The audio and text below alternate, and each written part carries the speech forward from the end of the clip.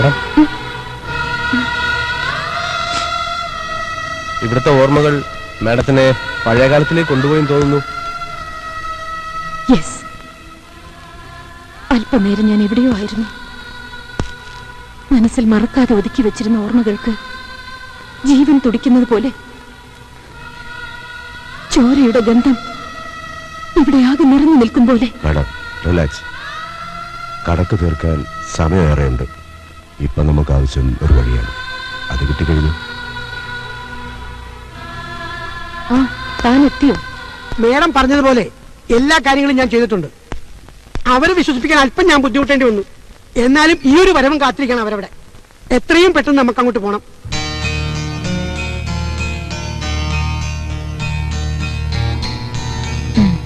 ശരി.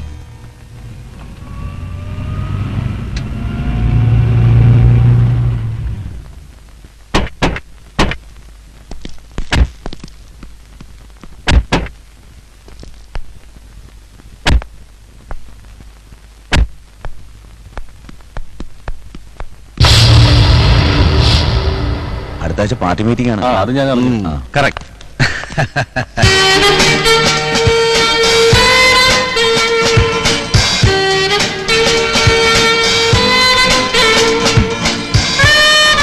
എടോ, യെസ്, അവർ എവിടെയോ കണ്ടിട്ടുള്ളത് പോലെ. അതെ, ഡൽഹിയിൽ ഇന്ത്യ ഗേറ്റിൽ നിങ്ങൾ എത്ര പ്രാവശ്യം പോയിട്ടുണ്ട്? ഞാൻ പോയിട്ടില്ലടോ. സൂപ്പർ പെമ്പളെ, അഴകാന. ചിക്കിളി ശരിക്ക് ഇടുത്ത് വാങ്ങും പാപ്പ. യെസ്. എന്താ സേഠ്ജി, സുഖാണോ? നിനക്ക് വേണ്ടിയാ നമ്മൾ ഇവിടേക്ക് വന്നത്. നീ പറഞ്ഞുകൊണ്ട് മാത്രം. നിന്റെ സന്തോഷ നമ്മുടെയും സന്തോഷം. എന്താ നിന്റെ ഉദ്ദേശം? സേഠ്ജി, അഗ്രഹാരത്തിലെ അകത്തളങ്ങളിൽ പൂജയും തേവാരവുമായി കഴിഞ്ഞ് ആ പഴയ ഗായത്രിയല്ല നിങ്ങളുടെ മുന്നിലെ ഈ പാർവതി. നെഞ്ചിലൊരുപിടി ഓർമ്മകൾ കനലായി സൂക്ഷിച്ച് അത് കെട്ടണയാതെ ഓജസ്സും തേജസ്സും പകർന്ന് ഒരു ജ്വാലയായി മാറ്റിയത് ഈ ഒരു അവസരത്തിന് വേണ്ടി മാത്രമാണ്. മനസ്സിലെ അഗ്നിയിൽപ്പെട്ട് ചിറകുകൾ നഷ്ടപ്പെട്ട ഈ ആമ്പാറ്റ കണക്കെ കൊണ്ടുവരും ഞാൻ അവരെ.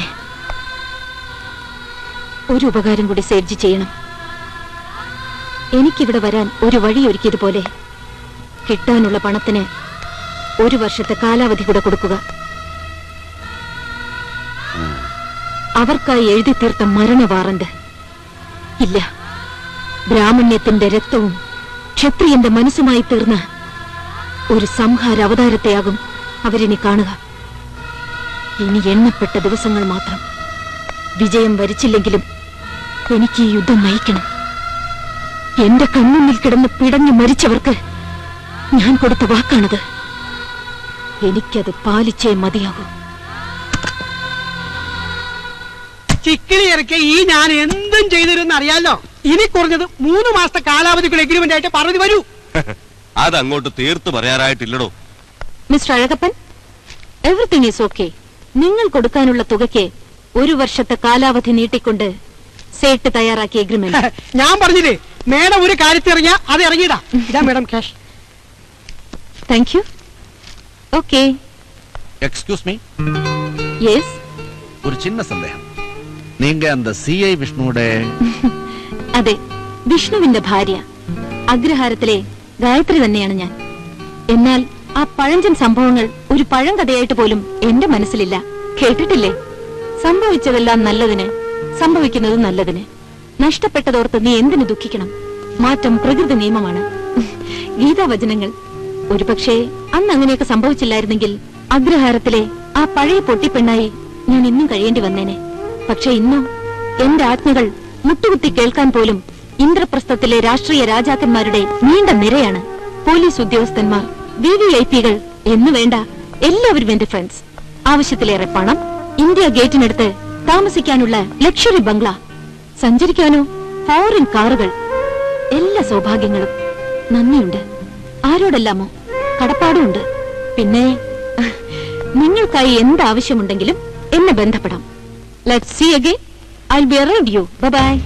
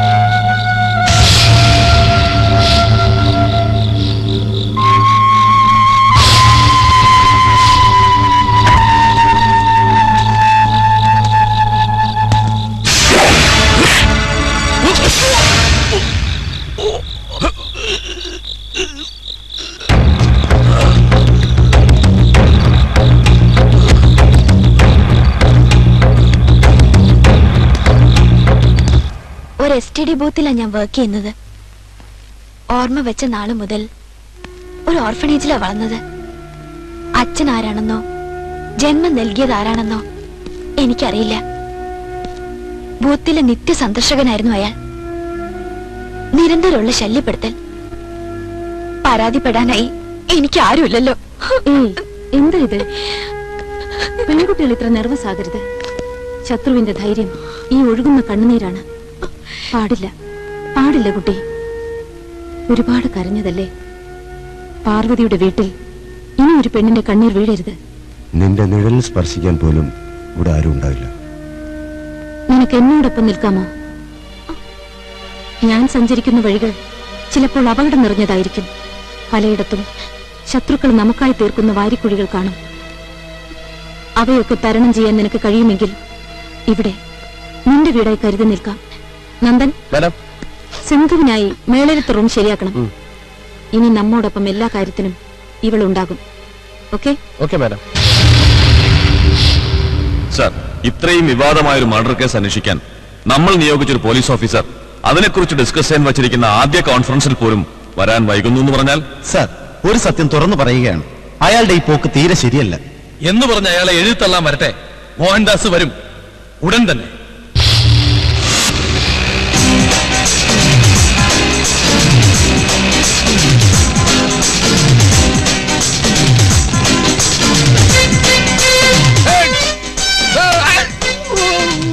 ഇത്രയും പ്രയാസപ്പെട്ട് സല്യൂട്ട് ചെയ്യണ്ട.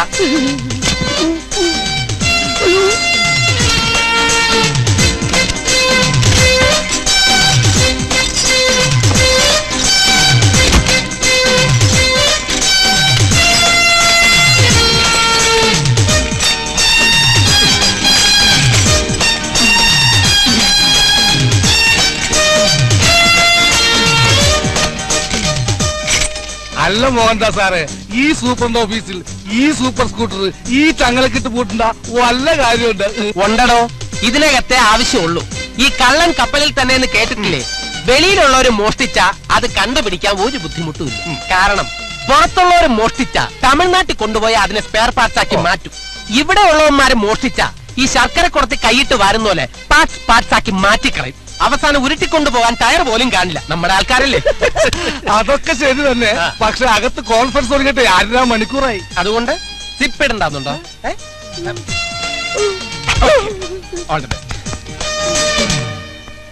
അയ്യേ,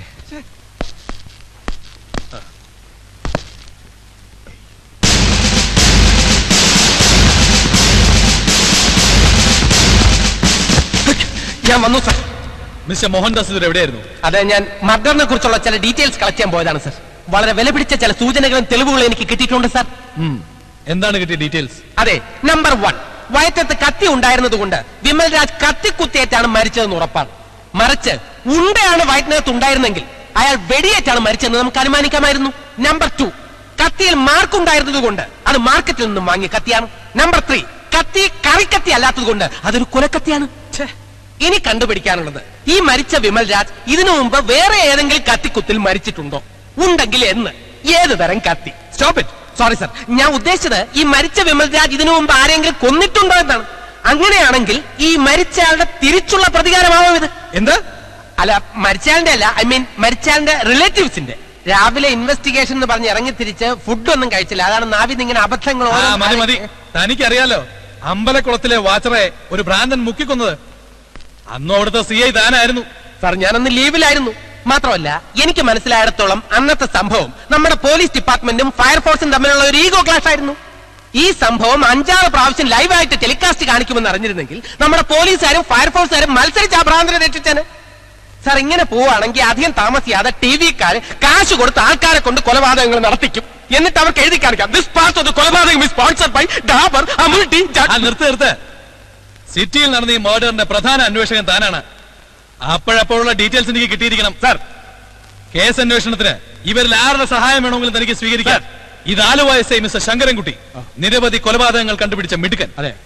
ഈ സാലു തോമസ്, ഫോർട്ട് SI, ഫോർട്ടിൽ നടന്ന ബോംബ് ബ്ലാസ്റ്റിംഗ് കണ്ടുപിടിച്ച സമർത്ഥൻ. എന്നാ ഞാൻ അങ്ങോട്ട് ഇറങ്ങോട്ടെ സാർ. താൻ എവിടെ പോകുന്നു? അല്ല സാർ, ഇത്രയും മിടുക്കരായിട്ടുള്ള പോലീസ് ഓഫീസേഴ്സ് ഉള്ളപ്പോ ഈ കേസ് അന്വേഷണത്തിന്റെ ചുമതല എന്നെ എന്തിനേൽപ്പിക്കണം? അതല്ലടോ, തന്നെ അസിസ്റ്റ് ചെയ്യാൻ ഇവരിൽ ആരെയാണ് തനിക്ക് വേണ്ടത്? കേസ് അന്വേഷണത്തിന് ഒരു സഹായിയാണ് സാർ ഉദ്ദേശിക്കുന്നതെങ്കിൽ എനിക്ക് പറ്റിയ ഒരാളുണ്ട്. സാറ് കേട്ടിട്ടില്ലേ ചക്കിക്ക് കൂട്ട് ചങ്കരൻ? മനസ്സിലായില്ല. അല്ല, പുറത്ത് ആറാവ് നിൽക്കുന്ന ആ താമരാക്ഷൻ. ഓ, അയാള് മതിയോ തനിക്ക്? ധാരാളം. Okay, agree. Thank you sir.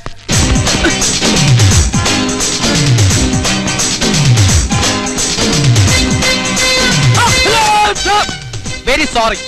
മുകളിൽ നിന്നുള്ള ഉത്തരവാണ്. ഇന്നത്തോടെ തന്റെ പാറാവ് ജോലി അവസാനിച്ചിരിക്കുന്നു. എന്റെ പൊന്ന് സാറേ, ഇനി മുതൽ ഡ്യൂട്ടി സമയത്ത് ഞാൻ ഉറങ്ങത്തില്ല. നന്നായിട്ട് സല്യൂട്ട് ചെയ്യാം. അതല്ലടോ, തന്നെ എന്റെ അസിസ്റ്റന്റ് ആയിട്ട് പോസ്റ്റ് ചെയ്തിരിക്കുക. ഇന്നു മുതൽ നമ്മൾ ഒരുമിച്ച് ഇൻവെസ്റ്റിഗേഷൻ നടത്തുന്നു. ഇപ്പൊ എനിക്ക് മനസ്സിലായി, ഈ ഹരികൃഷ്ണൻസിലെ മമ്മൂട്ടിയെയും മോഹൻലാലിനെ പോലെ. അതല്ല, നാടോടിക്കാറ്റിലെ മോഹൻലാലിനെയും ശ്രീനിവാസനെയും പോലെ. പിന്നെ വേറൊരു കാര്യം, അതിലുള്ളതുപോലെ എനിക്ക് ഇടയ്ക്കിട്ട് പാര വയ്ക്കാൻ നോക്കിയ എന്റെ വേഷം മാറും. മോനെ ദിനേശ്. ദിനേശനല്ല സാർ, താമരാക്ഷൻ. നരസിംഹം കണ്ടില്ല അല്ലേ? ടിക്കറ്റ് കിട്ടിക്കാണില്ല. ഞാനും ഐ ജി എടുത്ത് വിളിച്ച് പറഞ്ഞ ടിക്കറ്റ് ഒപ്പിച്ചത്. ഇന്നു മുതൽ കമ്പൈൻഡ് ഇൻവെസ്റ്റിഗേഷൻ.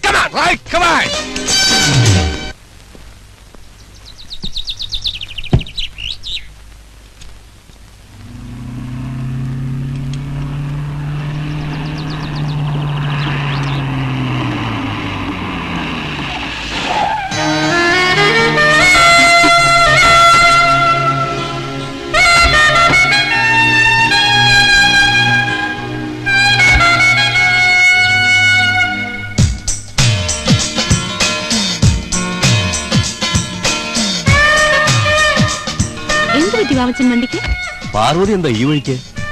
ഇതുവഴി പോകുമ്പോ വാവച്ചൻ ഇങ്ങനെ നിൽക്കുന്ന കണ്ടു, അതുകൊണ്ട് ഇറങ്ങി. സാറിന്റെ വണ്ടി എന്താ പഞ്ചറായോ? വണ്ടി പഞ്ചറായതുകൊണ്ടല്ലടാ ബോണറ്റ് പൊക്കി വെച്ചിരിക്കുന്നത്. വണ്ടിക്ക് ചെറിയൊരു സ്റ്റാർട്ടിംഗ് ട്രബിൾ. ഇവിടെ അടുത്താണ് ഈ വർക്ക്ഷോപ്പും ഇല്ല. വാവച്ചന് വിരോധമില്ലെങ്കിൽ ഞാൻ ലിഫ്റ്റ് തരാം. വിരോധം ഉണ്ടായിട്ടല്ല, പക്ഷേ വണ്ടി ഇവിടെ എങ്ങനെ? അത് പ്രശ്നമല്ല. വാവച്ച സർപ്പിക്കുള്ളൂ.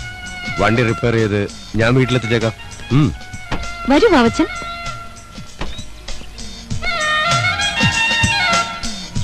Come on, please. Okay. ഒരേ വാവച്ച, നിന്റെ കാര്യം കട്ടപ്പോക.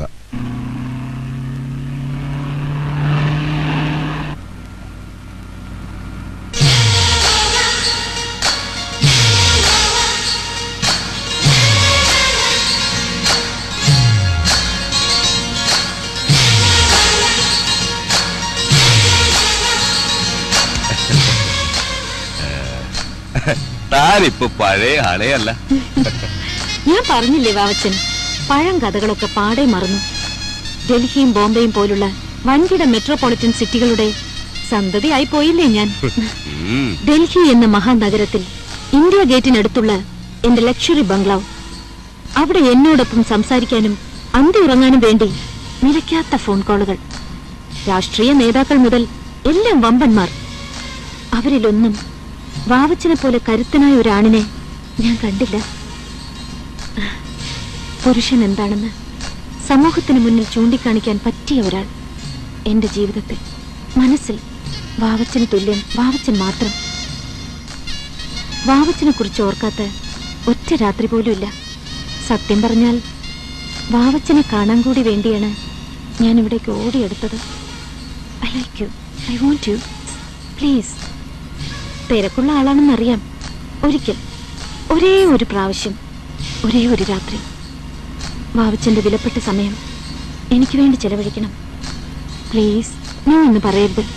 വരണം. ഞാൻ എന്റെ ബെഡ്റൂമിന്റെ വാതിൽ വാവച്ചന് വേണ്ടി തുറന്നിട്ടിരിക്കും.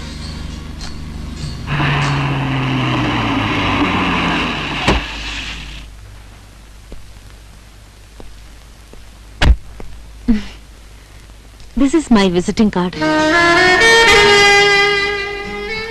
I expect you tomorrow. See you.